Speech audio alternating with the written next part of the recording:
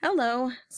I'm probably going to be embarrassed that I'm admitting this, but I really feel like I should give you to your props. I was noticing that on the main screen, your names were showing up on the spreadsheet, but then when I opened it, I didn't see it. And yeah, so I was taking a look and I was figuring out, I'm like, it must be some type of header. For some reason, it just never occurred to me to really use this header feature in Excel. So, actually, thank you so much for even kind of bringing that to my mind. I just never even really thought about it. So that was really cool. Nice job.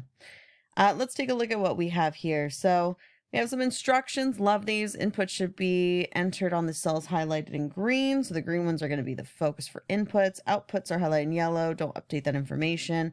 Avoid deleting contents in the cells. Use clear contents. Right click option. Okay. So when we're taking a look at this, all right, so these are mostly math as well. Okay. And I saw some more stuff down here. All right, so I'm assuming this might also be an area that could be adjusted. So like, let's see if some of these kitchen supplies pop up here. Kitchen supplies. Cool. So if we really wanted to, we could start editing some of this. Alrighty. Alright, so kitchen, direct materials, ingredients, E33. So this is your totals of your ingredients, bulk price, 4 per unit. Alright, so the way that this is set up is the bulk price that we can buy, and then how many we can produce using that. Okay, so a little different way of doing it, but I think that makes sense. So what's this? 1.5 times that. 0.75 times that. All of them like that?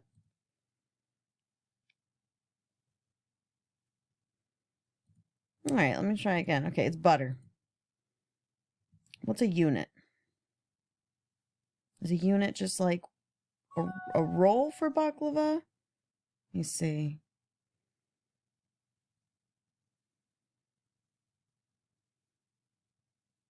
Units per batch.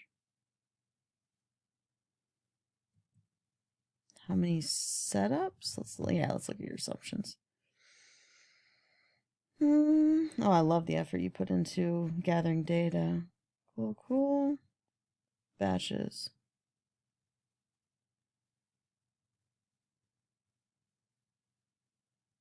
Okay, so all these should be monthly info. Good. Okay, let me go here. Per unit per batch.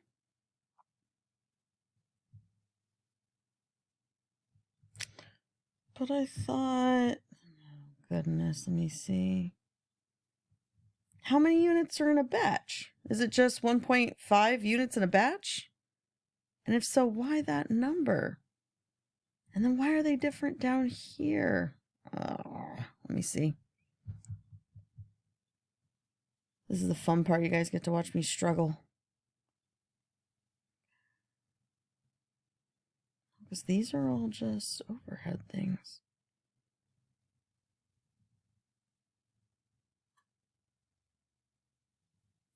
Yeah, I'm struggling with this. I'm not sure what we mean by unit and how we are getting these amounts. And if we are getting these amounts a certain way, there really should be a way for the user to adjust, right? Like, let's say that you're saying maybe this is like ounces, right? And what you really mean here is, oh, per ounce. You're like, so it's $3.34 per ounce, and we use 1.5 ounces to do baklava, right? But we're only going to use 3/4 of an ounce to do the Galax, right?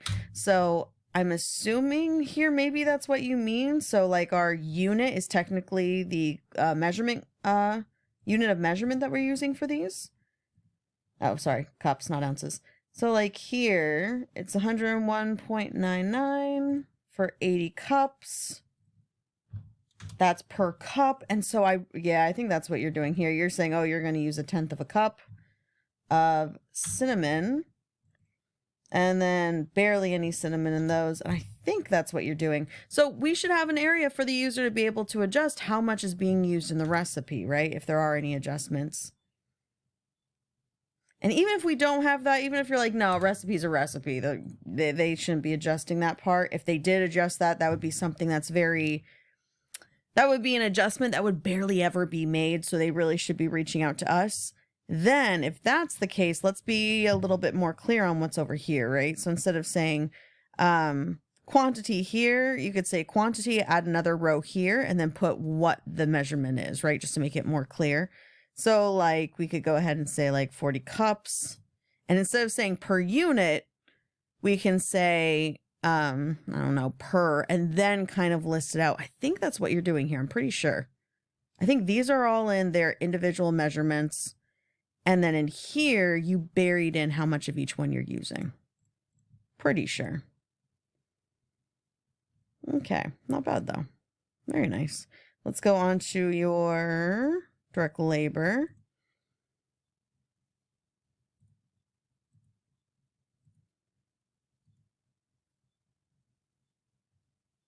Okay, so here we're assuming that we're paying them $16 an hour. Then we're saying how many hours we are using. Per what? Batch. Must be per batch. Let's be clear here. So instead of saying direct labor hours, we would say direct labor hours used per batch. And you can say, okay, each batch takes us 3 3/4 and 2.5 hours to produce each one. Okay, that makes more sense. Units in each batch, I like it. Setups. And we're saying 4 setups per day, right? What did we say down there for that?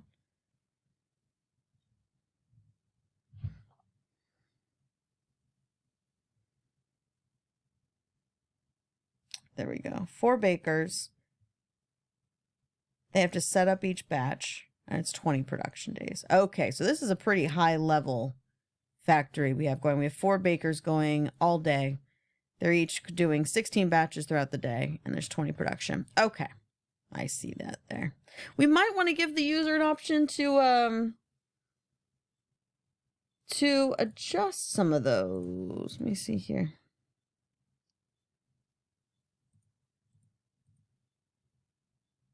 Okay. So we can adjust that. And then we can adjust the time. And we have the setups. Okay. Yeah, I mean, they should be able to adjust that, and they really could just go ahead and put in that formula. So I'm going to say no. The way you have it is perfectly fine. That's perfect. Total units that we're producing in a month. Okay. Let's do my favorite, overhead. You have beautiful schedules down below for all of these. Just a nice big fat box for admin and selling. I'm fine with that. That's insurance and rents. We have total. Okay. Where does it go?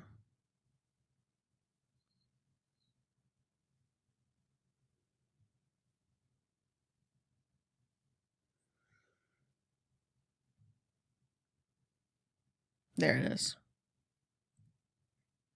Combined factory overhead. There's more. Okay. Where do we allocate it? Here.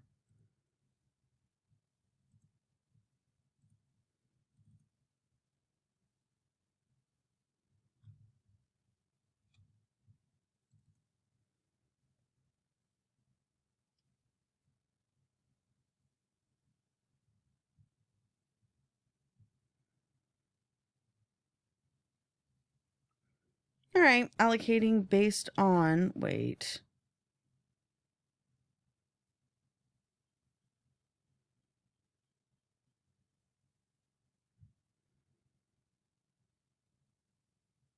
Okay, but then in the next one, you're going to multiply by 1,280, right?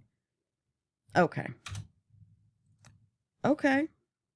So we allocated based on units. We just did it per unit here, and then we went ahead and did the full allocation down here.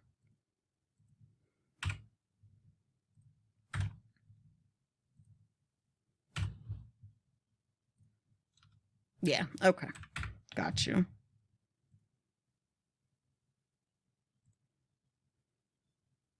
Okay.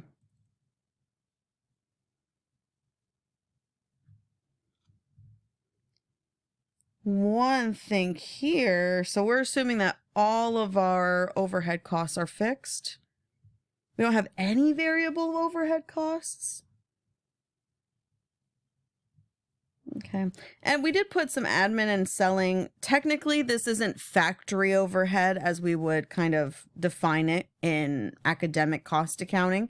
A lot of times, though, in the real world, you do see overhead as applying everything from factory overhead to period costs. Just be clear in this class, technically, when we say factory overhead, we are referring to specifically manufacturing cost overhead, not all overhead for the company, including period costs. But in the real world, we do see that a lot. Okay, I'm okay with that. All right. And then you did some extra for me. Good.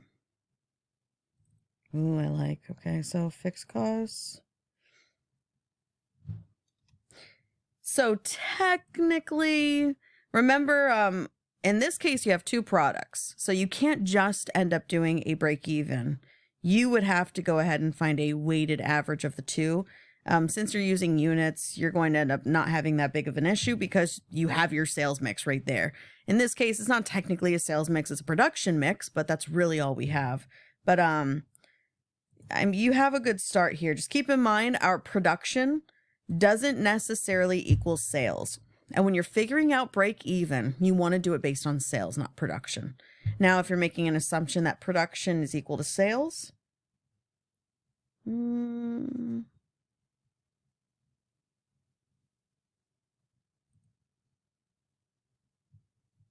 here we go. Yeah, so here, so you found your sales prices. Now, are you assuming that the amount sold is exactly equal to the amount produced? I don't see that assumption here. Because technically, if we're doing these batches, since you allocated your factory overhead that way, it's going to be very close. But you remember when we're doing our, what do we call it?